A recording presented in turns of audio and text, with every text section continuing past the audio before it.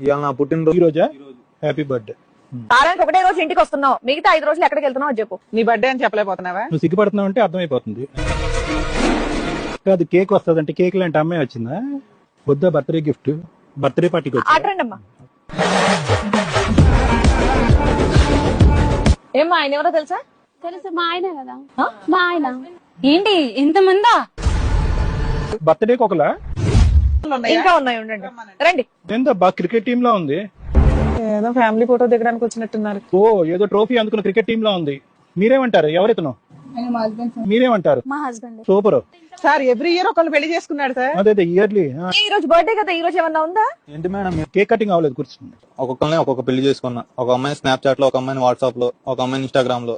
అమ్మా నీకున్న ఇంకా రిమైనింగ్ 5 ఫోన్ నెంబర్లు మిగతా వాళ్ళకి తెలియదు కదా. తెలీదు. ఒకరికి తెలిసిన నెంబర్ ఇంకొకరికి తెలియదు. తెలియదు. సో ఫోన్ లో ఉన్న పర్పస్ అది. ఇందాక అన్నట్టుగా సోమవారం, మంగళవారం, బుధవారం అలాగా. ఇప్పుడు ఏం చేస్తాం రా బాబు, ఇంత సైన్యం.